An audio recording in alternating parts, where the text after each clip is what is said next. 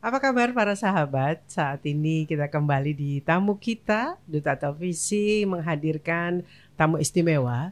Hari ini kita kehadiran teman-teman komisioner dari Komisi Penyiaran Indonesia Daerah Provinsi Kalimantan Selatan atau lebih dikenal dengan KPID Provinsi Kalimantan Selatan.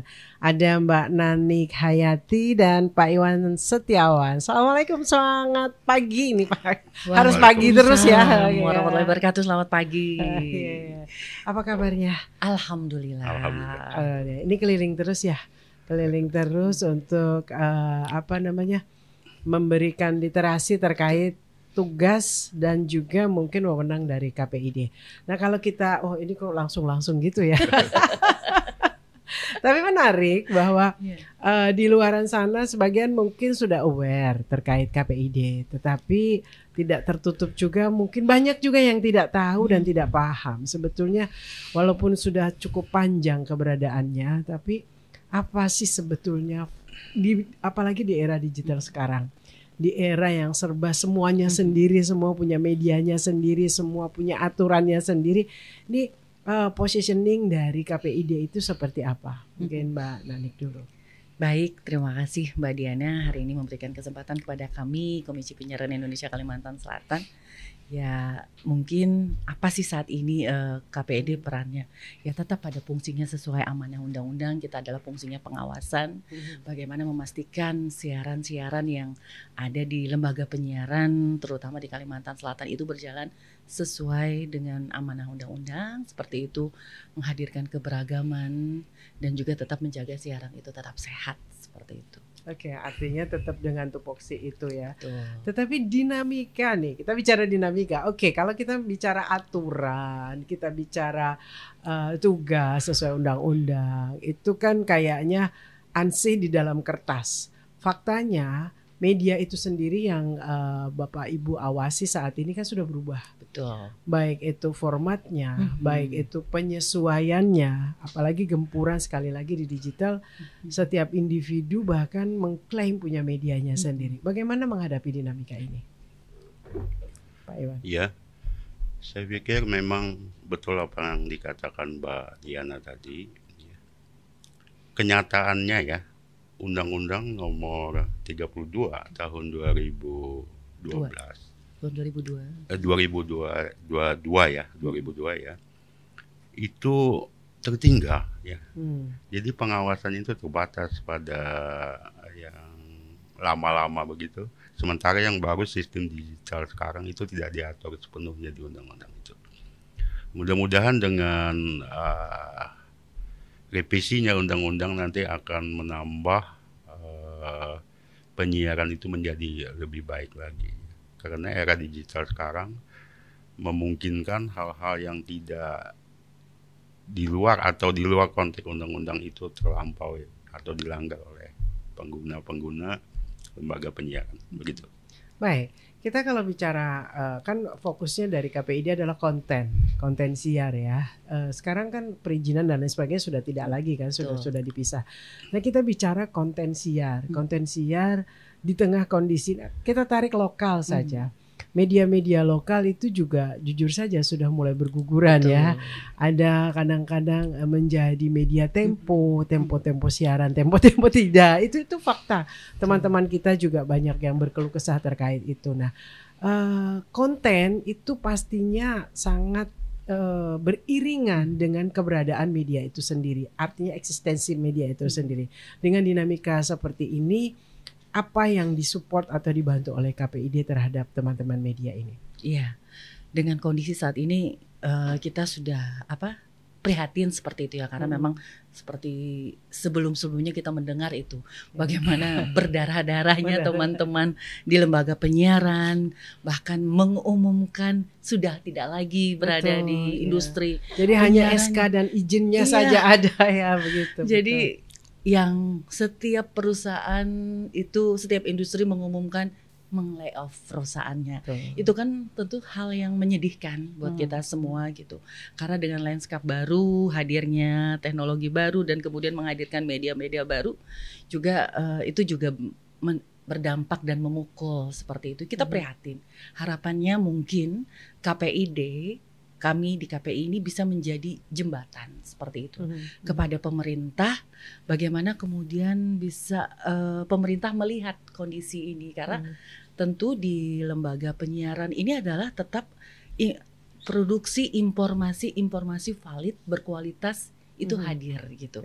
Berbeda dengan media baru yang saat ini begitu seperti air bah gitu ya. Informasi dari pagi sampai tidur kita tidak habis-habisnya gitu. Tapi informasi yang tidak bisa dipertanggungjawabkan.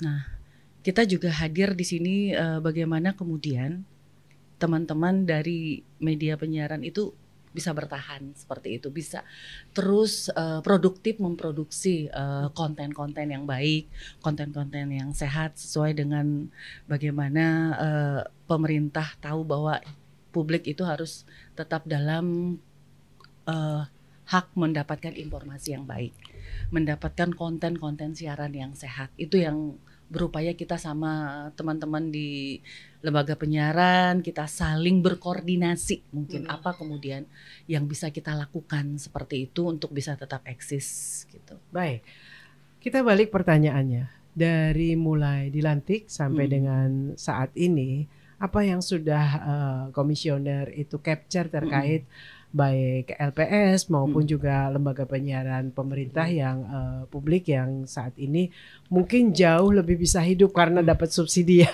Karena kan memang anggarannya jelas. Tetapi kalau yang LPS ini kan wah lumayan fight-nya. Nah, baik itu radio, televisi ataupun yang lainnya. Nah, apa yang sudah di-capture kondisi Sekalsa saat ini? Sudah mulai berkurang. Persentasenya kalau ada hasil ini seberapa banyak yang masih? Ya lumayan gitu. Jadi ada radio yang mungkin sudah tidak ada lagi gitu siarannya, namanya ada gitu terdaftar, tapi mungkin siarannya yang seperti tadi tempo-tempo ada, dan ya itu perubahan program di sebuah lembaga penyiaran khususnya televisi juga sudah menyesuaikan seperti itu. Nah ini yang kemudian kami melihat itu sayang gitu. Kita juga sudah melakukan kemarin begitu ada sekolah SP3S yang baru kita kemarin laksanakan gitu, kita langsung mendengar itu keluhan-keluhan teman-teman lembaga penyiaran yang langsung didengarkan oleh pemerintah, dalam hari ini Dinas Kominfo gitu. Bagaimana kemudian mereka juga bisa bekerja sama dengan pemerintah.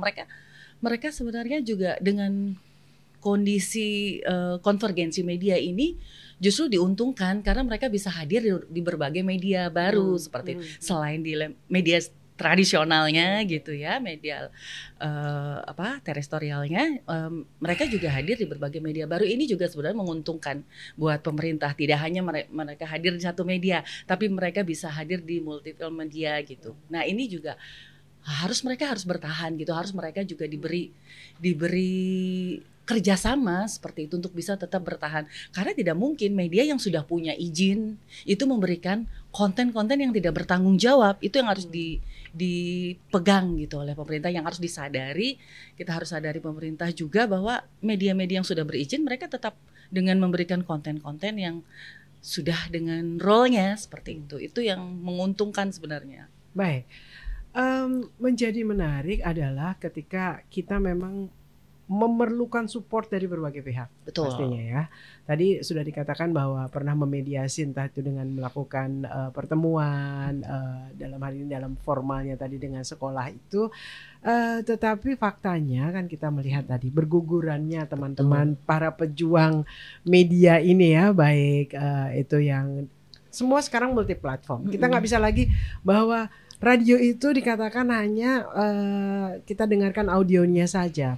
Mereka kan pada akhirnya juga sudah bergeser dengan memberikan juga visualnya, termasuk juga TV, termasuk juga media-media yang lainnya begitu kan, berguguran tapi tumbuh dalam kondisi yang berbeda. Nah, ketika proses penyesuaian sesuai tadi tupoksinya nih kan masih ada perubahan di undang-undangnya. apa yang bisa dilakukan di posisi transisi ini. Satu sisi media dan platformnya sudah berubah, gitulah. Sementara mungkin aturannya ya masih begini, gitulah. Ini apa yang disesuaikan? Iya. Jadi begini, memang revisi ini menunggu waktu ya untuk segera terbit undang-undang itu. Tapi harus kita akui bahwa kawan-kawan ini memang sementara mati suri begitu ya dalam penyiaran. Hasil survei sementara sedikit sekali masyarakat itu yang memutar radio, mendengarkan seperti zaman tahun 80-an begitu ya. Walaupun televisi begitu ya, juga, ya walaupun ada juga, tapi penurunan itu jauh drastis sekali. Televisi demikian juga. Masyarakat itu senang lihat YouTube di HP, gadget dan sebagainya begitu ya. Nah, langkah-langkah awal begini, sementara kita menunggu revisi undang-undang itu ya kita harus sosialisasi terus dengan lembaga-lembaga penyiaran, pemerintah ataupun swasta ya, untuk meminimal jangan sampai terlalu berlebihan dulu dalam hal penyiaran itu ya. Bolehlah, oke lah beralih ke YouTube yang lebih modern gitu ya daripada klasik. Tetapi menunggu aturan itu supaya KPID ini betul-betul bisa mengawasi sesuai dengan tupoksinya. Karena di undang-undang yang ada ini KPID tidak berwenang mengawasi digital begitu ya, siaran digital. Begitu kayak gitu. Yang dilakukan mungkin literasi. Jadi kita untuk publik gitu ya, artinya masyarakat tetap harus diberikan pandangan bagaimana hal-hal konten-konten yang baik seperti apa. Mereka harus diberikan edukasi berpikir kritis terhadap konten-konten penyiaran baik itu. Karena kita tidak bisa memberikan jangkauan di media baru, hal yang bisa kita lakukan adalah mengedukasi masyarakat untuk tetap kritis terhadap konten-konten penyiaran baik di media tradisional maupun di media baru seperti itu. Itu literasi itulah yang kemudian kita gaungkan ke mana-mana, ke masyarakat supaya tetap mereka dalam berpikir kerangka kritis terhadap menerima informasi.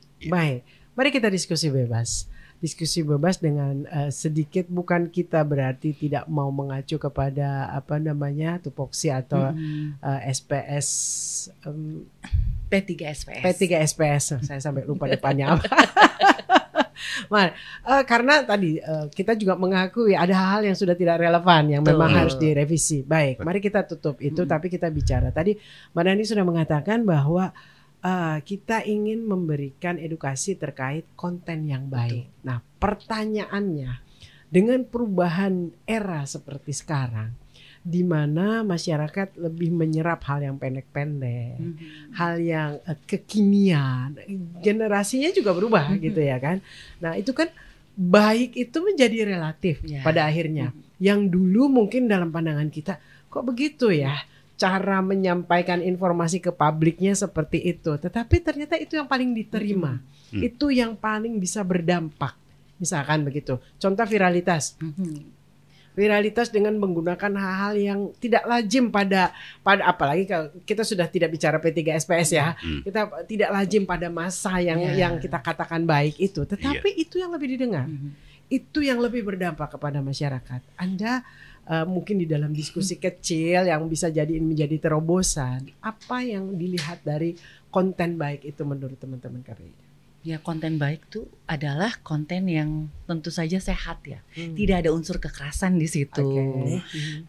Harus ada keberagaman di situ, menghadirkan keberagaman, kesetaraan seperti itu. Artinya konten-konten yang tidak ada sama sekali unsur-unsur kekerasan, baik terhadap perempuan dan juga anak-anak. Itu yang sangat penting. Kita kan menjaga ini bagaimana generasi-generasi muda tuh harus sehat dari tayangan-tayangan. Apalagi sekarang tuh adalah yang short video itu lebih itu yang padahal secara psikologis itu kan sangat tidak bagus. Banyak sekali literasi-literasi dari para ahli yang menyampaikan bahwa kita terkonsumsi short video itu sebenarnya tidak begitu sehat seperti itu.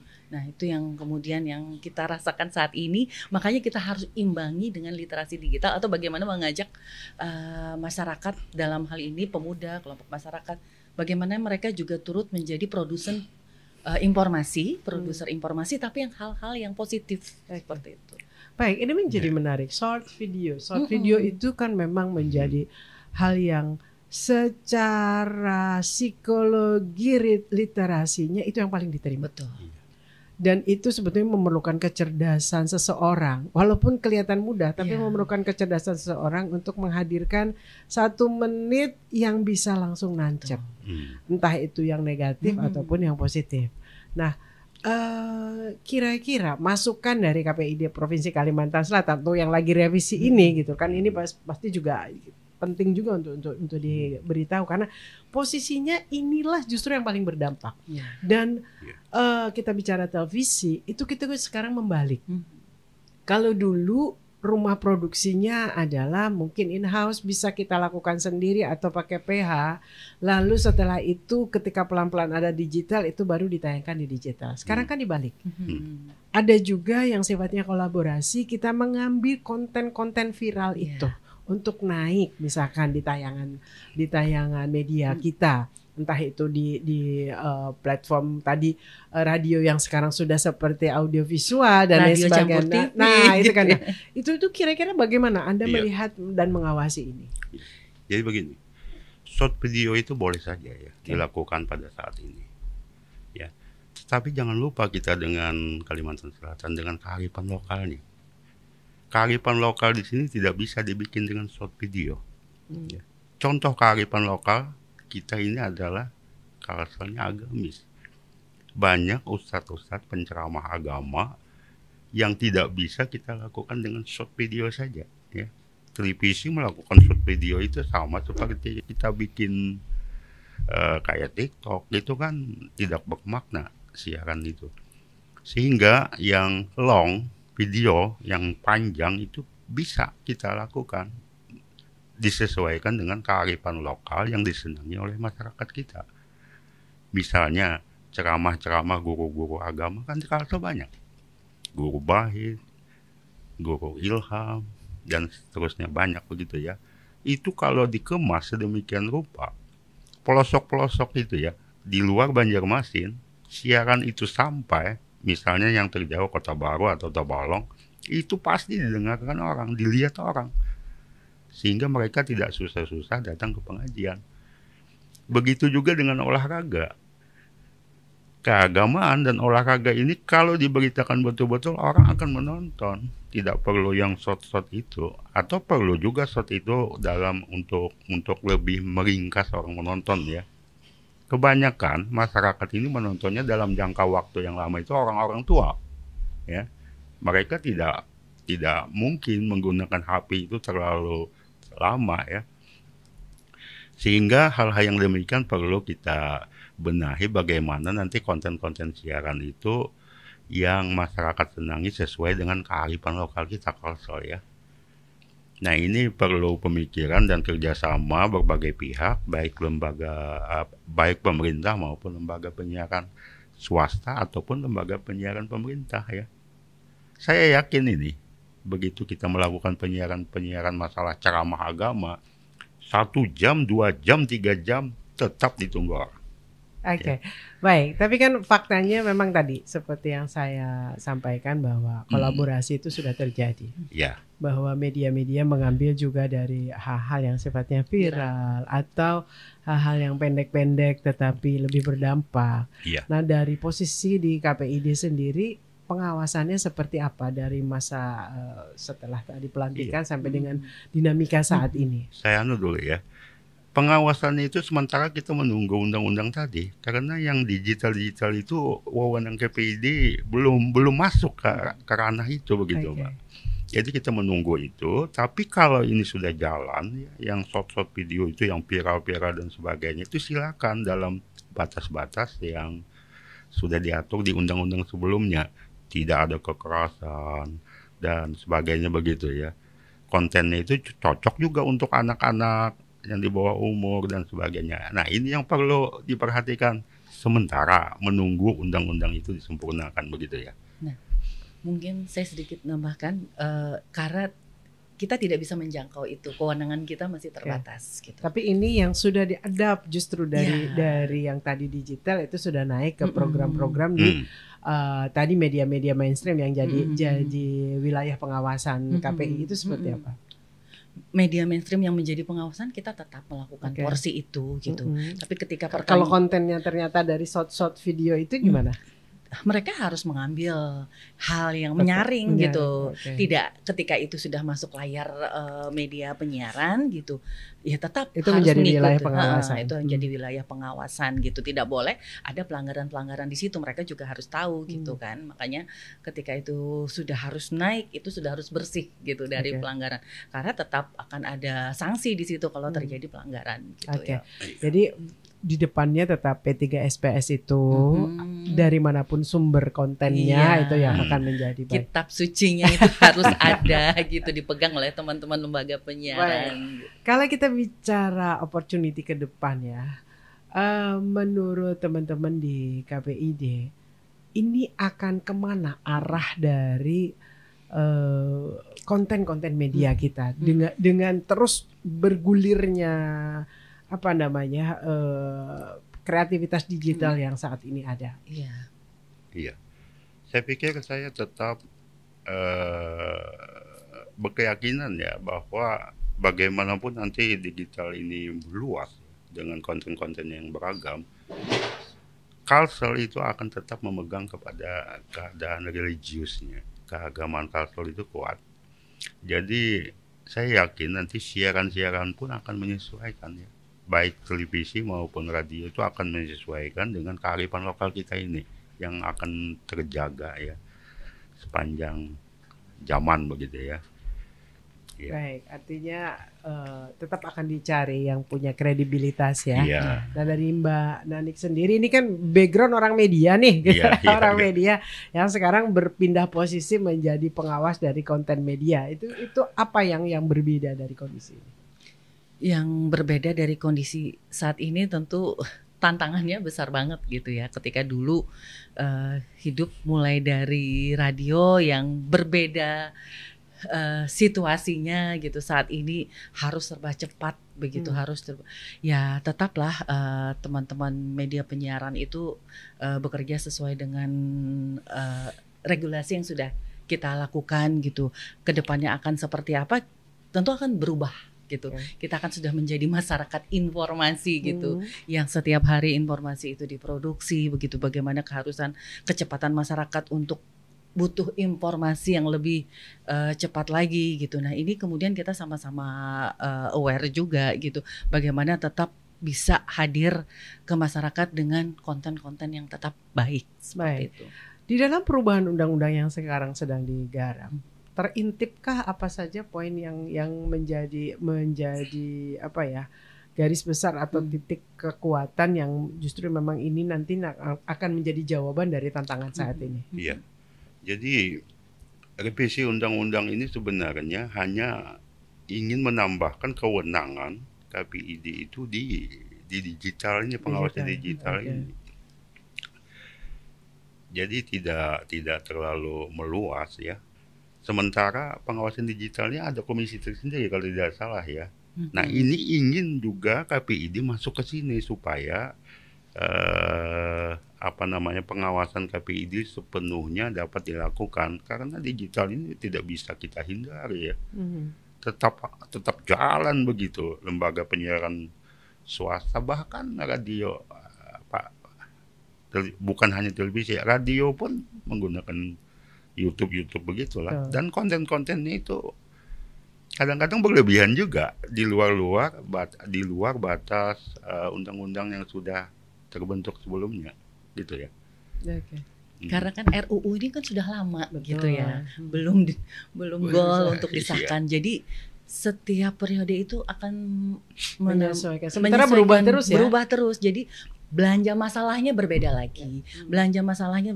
Akan seperti apa mungkin draft-draftnya kita juga tidak tahu pasti gitu kan. Karena kan banyak media yang diatur saat ini oleh menjadi concern regulator seperti itu. Ada media baru, ada OTT gitu kan, ada over the top seperti Netflix, YouTube dan sebagainya. Itu yang kemudian seperti apa ini? Dan itu belum masuk wilayah dan KPI. Itu belum masuk wilayah kita gitu kan. Kemarin juga diskusi dengan teman-teman lembaga sensor juga menghadapi hal yang sama. Seperti itu. Nah inilah yang kemudian kita tuh mengajak masyarakat, pihak-pihak pemangku kepentingan, ayo revisi undang-undang ini kita menjadi concern untuk terus disahkan gitu, karena ini sudah sangat penting gitu. Bagaimana kemudian KPID mengambil perannya di situ, seperti apa kemudian teknisnya. Nah itu yang belanja masalah baru itu menyesuaikan terus. Silakan jalan saja lembaga penyiaran swasta ataupun pemerintah ini ya, di era digitalisasi ini jalankan saja. Saya pikir juga tidak terlalu lepas dari undang-undang sebelumnya. Kawan-kawan lembaga penyiaran swasta ataupun lembaga penyiaran pemerintah ini dalam menjalankan program-program siaran tidak terlalu melenceng juga. Baik, kita bicara opini publik ya, yang demikian reaktif ketika mengetahui bahwa dunia digital mau dipagarin, mau diawasin, ya kan? Karena khususnya adalah media YouTube itu sudah menjadi platform tersendiri, kebebasan tersendiri untuk mereka-mereka yang selama ini berkiprah.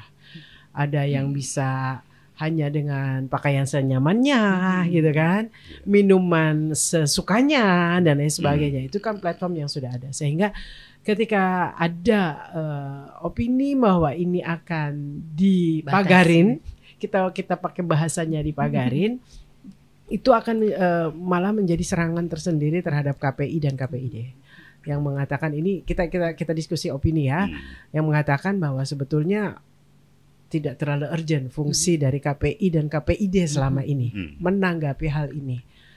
Media mainstreamnya sudah berubah platform, media digitalnya sudah terus berubah, bahkan hari ini ada A, besok ada B. Dulu hanya ada YouTube, sekarang ada live Instagram, live TikTok, live akan ada hal yang baru. Dan pasti akan ada hal baru. Itu sudah dipersiapkan dan akan segera muncul. Sehingga aturannya selalu kejar-kejaran dan makanya RUU tidak disah-sahkan. Dan ada kritikan seperti itu. Apa sih fungsi akhirnya KPI dan KPID itu, turunan dan KPID? Melihat kondisi ini, apa jawaban dari Bapak Ibu? Ya, memang segala sesuatu sebagai kehidupan berbangsa dan bernegara, tentu kita harus juga menganut bagaimana norma kesopanan itu harus ada gitu ya. Bagaimana kemudian berpikir bebas tapi dalam kerangka yang baik gitu, yang sehat, itu yang kemudian saya yakin pemerintah di sini hadir untuk mengatur itu. Tidak ingin ada, ya saat ini kan podcast juga begitu mudah diproduksi, tentu kita tidak ingin masyarakat dihadirkan dengan narasi-narasi sesat, narasi-narasi liar yang saat ini dengan mudah dikonsumsi seperti itu. Saya pikir negara harus hadir, bahkan mungkin melalui KPID bagaimana itu bisa tetap terjaga. Publik tetap punya hak untuk mendapatkan informasi yang sehat. Itu saja sih sebenarnya. Kalau memang sudah pada batasan mereka di luar batas, ya tetap harus ada sanksi, harus ada tindakan. Tapi akan seperti apa payung hukumnya seperti itu kan, ini yang kemudian menjadi PR kita sama-sama gitu. Iya.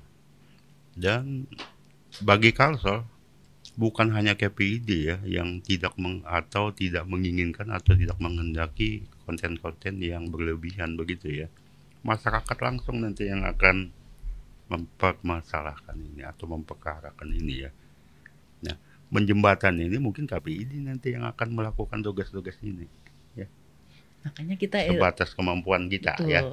Makanya kemudian kita terus memprovokasi masyarakat untuk berpikir kritis. Artinya ketika masyarakat itu sudah cerdas, tentu dia akan memilih sendiri kan tayangan-tayangan yang baik itu seperti apa. Ketika tayangan baik itu sudah menjadi pasar, harapannya ke depannya akan seperti itu. KPI kemudian berperan ada di ranah itu. Kita menjadikan tayangan-tayangan baik itu menjadi pasar yang layak dikonsumsi, yang menjadi pilihan masyarakat. Sehingga akan terfilter dengan sendirinya tayangan yang tidak baik, narasi yang tidak sehat kemudian akan dijauhi oleh masyarakat. Itu yang kemudian goalnya ke depan. Artinya lebih kepada pilihan dari masyarakat itu sendiri ya. Kita yang mengendalikan mereka. Betul. Dan menariknya adalah ketika tadi konten itu kalau baik tidak baik pilihannya ada di masing-masing ya kan, dengan tadi edukasi, literasi dan lain-lain ya. Tetapi ketika kalau konten itu salah dan melanggar, nah ini menjadi menarik. Salah dan melanggar itu kan ujungnya KPI kan wilayahnya hanya menegur ya. Betul. Wilayahnya menegur. Sanksi administratif. Sanksi administratif terhadap lembaganya. Terhadap konten itu sendiri masyarakat tuh juga punya power itu tadi dengan lembaga hukum. Betul. Dan ini menjembatani bahwa KPID ini punya power loh untuk menjadikan tadi kesalahan atau hal-hal yang masuk di wilayah hukum itu bisa diseret oleh KPI menuju ke wilayah hukum itu tuh seperti apa? Kalau memang itu sudah pada batas yang melanggar kan kemarin kan ada, itu dampak deliknya kan laporan ya. Iya betul sekali. Artinya memang kemarin itu seperti ada yang kasus terjadi yang pondok pesantren. Nah itu kan sudah jelas bagaimana kemudian semua pihak merasa terganggu dan sebagainya. Kemudian KPI di situ berperan aktif menjembatani bagaimana memberikan sanksi pada penghentian program tersebut seperti itu. Kalau toh di sana ternyata ada pelanggaran, kita pelanggaran mungkin nanti hubungannya tetap dengan aparat hukum, apa yang kemudian dirugikan gitu oleh masyarakat yang kemudian bisa entah itu pencemaran nama baik dan sebagainya seperti itu. KPI selaku institusi boleh nggak sih melaporkan misalnya kita melihatnya ada sebuah konten awalnya sesuai dengan P3 SPS gitu kan, ditegur karena saraknya, ditegur karena mungkin tadi pornografi dan lain sebagainya, ditegur sampai di situ kan. Kalau kita lihat itu peneguran yang sifatnya himbauan gitu atau sanksi administratif ya. Apakah KPI selaku lembaga ini kayaknya menyesatkan dan membahayakan misalkan. Lalu KPI melaporkan karena kan kalau ke wilayah hukum itu harus deliknya laporan. Nah, ini memungkinkan nggak melakukan itu? Saya pikir itu tidak bisa ya. Tidak bisa. Selama undang-undang ini belum terselesaikan, belum disempurnakan. Karena ada lembaga khusus yang mengawasi digital ini. KPI ini belum masuk ke ranah ini, tidak bisa untuk sementara ini, ya. Tapi memberikan saran kepada lembaga yang berwenang itu bisa KPI, ya bisa KPI ataupun KPID bisa. Misalnya ke lembaga pengawasan digital itu lembaga yang mana KPID memberikan masukan bisa. Karena temuan ya. Temuan anggap begitu ya. Kami teruskan. Aduan gitu ya. Seperti siapa yang dirugikan. Baik. Kalau di Kalsel sendiri kan kita sih melihat tidak ada yang terlalu ekstrim ya. Cukup kondusif, cukup adem dan tadi Pak Iwan juga sudah mengatakan ya mungkin karena religinya cukup tinggi, keberminatan para pendengar ataupun pemirsa juga lebih spesifik. Tetapi kita melihat anak muda sekarang begitu ya. Anak muda sekarang generasi yang memang agak jomplang dari sisi selera dalam tanda kutip mungkin dengan generasi baby X dan baby boomers ke atas lah ya gitu lah ya. Nah ketika kita melakukan fungsinya adalah edukasi, literasi. Seberminat apa mereka terhadap sementara mereka tuh feel free loh terhadap segala sesuatu. Ini kan mencoba untuk menjadi pagar, meluruskan, mencoba memberikan masukan. Tapi yang akan kan yang menguasai masa depan ini mereka ya. Mereka sendiri tidak aware. Nah ini gimana tekniknya agar kebaikan itu terus berlanjut kepada generasi berikutnya? Kita sampaikan kepada mereka. Kemarin kan ketika kita masuk ke generasi muda nih kita juga goes to school gitu ya. Artinya jemput bola lah ya. Gitu. Betul. Kita akan sampaikan dampak buruknya, apa efek masa depan yang akan mereka hadapi gitu. Kita akan beri ketakutan dampak masa depan untuk mereka bisa terhindar dari itu. Misalnya ketika ada kasus pada SMA di Jakarta yang ramai-ramai mendukung temannya kena hukuman merokok.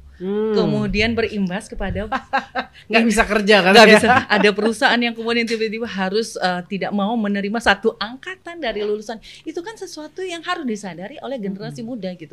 Kita coba membuka mindset mereka gitu.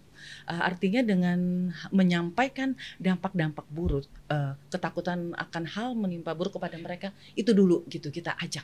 Gini loh kamu nanti kalau kamu tidak aware seperti itu, artinya mereka harus disadarkan, ditowel gitu pikirannya. Nah seperti itu sih saya mencoba kami gitu ya mencoba membangun komunikasi itu gitu. Artinya dengan menyampaikan hal-hal terburuk. Responnya seperti apa kita dilakukan itu? Beberapa literasi yang kita lakukan cukup baik ya respon. Cuma kan karena literasi kita ini terbatas ya. Mestinya kan sekolah gitu ya, inginnya sekolah-sekolah itu. Tapi mungkin kita terbatas hanya Banjarmasin, Banjarbaru saja. Itu pun beberapa SMA atau perguruan tinggi yang bisa kita masukin. Nah, satu-satunya kami hanya ingin memberikan masukan kepada yang bisa kami berikan masukan, dan yang diberi masukan ini akan menyampaikan ya kepada kawan-kawannya. Mudah-mudahan usaha yang sudah kami jalankan ini adalah nanti hasilnya ya. Kita lihat nantilah. Baik. Selama masa menunggu tadi kewenangan yang diperluas, akses yang bisa lebih nyaman untuk ya, karena memang pada akhirnya kita pahami bahwa media ini sekarang yang menjadi platformnya digital. Yeah. Media lama ya hanya sebagai ruang penyiaran aja kan pada akhirnya ya. Nah, selain literasi dan tadi proses pengawasan, teknisnya seperti apa yang dilakukan oleh teman-teman KPID terhadap media yang sekarang masih ada?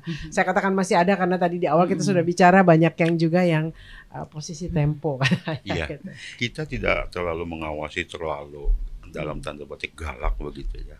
Hanya dari hati ke hati saja dan saling memahami ya, saling memahami. Jadi tidak juga terlalu kami memahami juga kebutuhan kawan-kawan lembaga penyiaran ini ya, apa yang mereka mau. Karena bagaimanapun lembaga penyiaran ini harus tetap ada. Jangan sampai nanti mati suri akibat siarannya tidak terlalu diperhatikan atau tidak ditonton oleh orang, enggak. Betul. Kita memahami juga ini. Jadi harus yang siarannya itu, kontennya itu wah juga kan, tapi sesuai dengan aturan-aturan yang sudah kita bentuk begitu. Kita teknisnya mungkin kita membangun komunikasi, membangun komunikasi, koordinasi, bagaimana kemudian ada ingin mengumpulkan mereka seperti itu ya. Bagaimana kita bisa mendengar keluhan-keluhan mereka, apa yang mereka harapkan, itu yang penting kita dengar gitu. Bagaimana perspektif mereka untuk bisa terus hadir seperti itu. Itu yang mencoba kita menjadi jembatan kepada pihak-pihak terkait, entah itu pemerintah, swasta dan sebagainya. Apa yang bisa dilakukan oleh KPID sekarang adalah coba mendengar mereka, membangun komunikasi, hal seperti itu. Baik. Problem utama adalah masalah ongkos produksi, ya kan? Betul.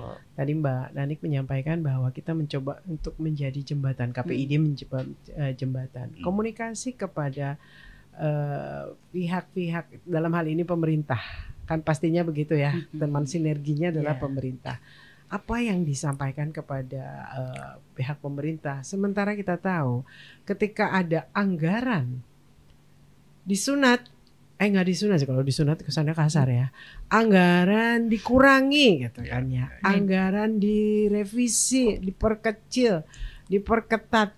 Maka yang paling pertama dicoret adalah belanja media. Nah ini bagaimana KPID menyikapi ini? Ini yang menjadi perhatian khusus kita nomor satu KPID itu sebenarnya ini. Supaya bagaimana agar lembaga penyiaran ini tidak mati begitu loh, tidak mati suri. Mereka memerlukan dana, mereka memerlukan biaya. Nah, kemana mencarikan ini? Bukan KPID yang memberikan, tapi KPID nanti akan memberikan solusi. Oh, kami akan menemui pemerintah, ya, entah gubernur, entah bupati, wali kota, ya. Dan memberikan masukan-masukan bagaimana nanti ada porsi-porsi khusus yang diberikan oleh, atau anggaran khusus begitu yang diberikan oleh pemerintah kepada lembaga penyiaran ini, baik pemerintah maupun swasta ya. Dan awal-awalnya ini ada kecerahan lah untuk ini, karena beberapa pemerintah ini mulai membuka hati juga begitu ya. Dan kami akan tetap mengupayakan ini. Yang penting bagaimana lembaga penyiaran ini tidak mati begitu, tidak mati suri ya. Mati sih enggak, walaupun ada yang betul-betul mati begitu ya. Radio banyak yang mati gitu, enggak ada lagi. Iklan berkurang, bantuan tidak ada. Mereka perlu dana produksi, betul yang dikatakan Mbak Diana tadi. Mereka perlu dana produksi, kemana? Begitulah. Artinya benar, saya ingin menambahkan dari Pak Iwan, pemerintah harus diberi masukan. Bagaimana kalau media itu tidak ada gitu di masyarakat? Nah, itu yang paling penting. Betul. Kalau cuma soal hitung-hitungan adalah kita yang pertama dicoret. Iya. Kan? Kalau hitung-hitungan dengan alasan sempat di dalam diskusi itu tersampaikan bahwa dengan alasan bahwa kami punya medianya sendiri. Nah, ini ketika semua orang membangun medianya sendiri termasuk adalah lembaga pemerintahan, di mana mungkin untuk lokal itu adalah klien utama. Nah ini kan agak bahaya terhadap lembaga. Edukasi seperti apa? Ketika nanti bisa, kalau kita pakai media sendiri lebih murah kan? Atau muter di situ aja, membayar biaya atau bahkan menambah orang di dalam, itu bagaimana? Pemerintah mungkin harus disadarkan betapa media itu masih punya power pembentuk opini publik. Masa iya mau disingkirkan seperti itu? Kecap ngambil kecap nomor 1 sendiri ya. Jadi ketika kepercayaan publik itu masih ada pada media mainstream, media arus utama, mereka juga harus menjadi fokus perhatian pemerintah untuk tetap kerjasama seperti itu. Gitu. Ketika media-media ini kita tahu itu tadi punya power pembentuk opini publik yang sangat kuat, pembentuk narasi di masyarakat yang baik gitu ya. Kenapa harus ditinggal gitu? Ayo sama-sama mungkin kita kembali menjembatani. Ayo lembaga penyiaran tuh jangan diam aja, media jangan diam aja ketika sesuatu hal yang terjadi. Karena posisi kita adalah posisi baik, memberikan informasi yang baik kepada masyarakat, komitmennya ya. Nah kemudian pemerintah juga harus kita beri masukan gitu loh, bahwa dengan kekuatan media itu harus sama-sama menjadi mitra kerja yang baik. Itu sih yang tidak boleh dipandang sebelah mata. Oke, bisa mendirikan media masing-masing, tapi apakah bisa kemudian membendung opini-opini seperti itu yang masih punya kekuatan ada pada media? Saling kerjasama, kolaborasi dan menjadi mitra kerja itu solusinya. Baik. Akhir tahun ini sudah menjelang ya kan? Dan kita tahu bahwa Kalimantan Selatan hampir secara keseluruhan itu, tapi tidak hanya Kalimantan Selatan, sebetulnya secara keseluruhan itu memang akan ada pengurangan, khususnya adalah budget dari pemerintah pusat. Upaya tadi yang disampaikan oleh Mbak Nanik ataupun Pak Iwan kan, apakah masih dalam bentuk wacana atau memang sudah dikomunikasikan terhadap pemerintah bahwa KPID berada di garda depan juga untuk membantu pencerahan kepada pemerintah agar belanja media tidak dicoret? Baik. Kami selalu jadi garda terdepan, Bu ya. Sudah dilakukan artinya.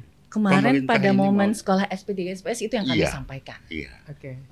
Artinya di dalam momen yang masih umum ya, belum bicara khusus dengan itu yang memang ada agenda pertemuan-pertemuan yang sudah kami susun gitu ya. Di situ adalah salah satunya membicarakan agenda itu gitu, khususnya dengan pihak terkait, bahkan dengan semua instansi yang sangat membutuhkan media seperti itu. Itu yang coba kami akan lakukan seperti itu.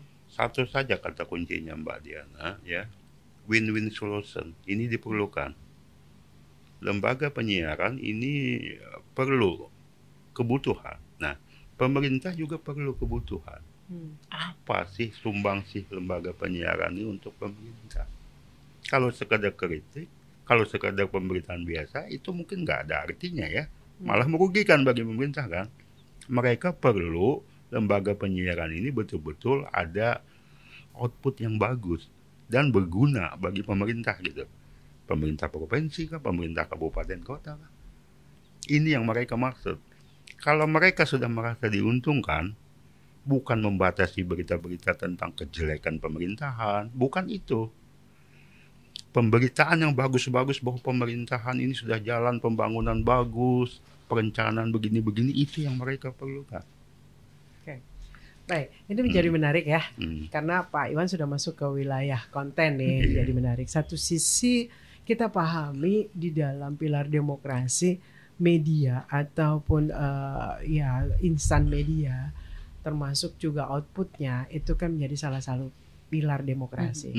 Ketika itu runtuh dalam tanda kutip karena kebutuhan ongkos produksi, maka balance-nya menjadi tidak pas lagi. Nah, menurut teman-teman ini gimana kita ambil titik tengahnya? Satu sisi tadi sekali lagi bahwa function dari media kan penting untuk tetap dijaga agar pilar demokrasi tetap kokoh.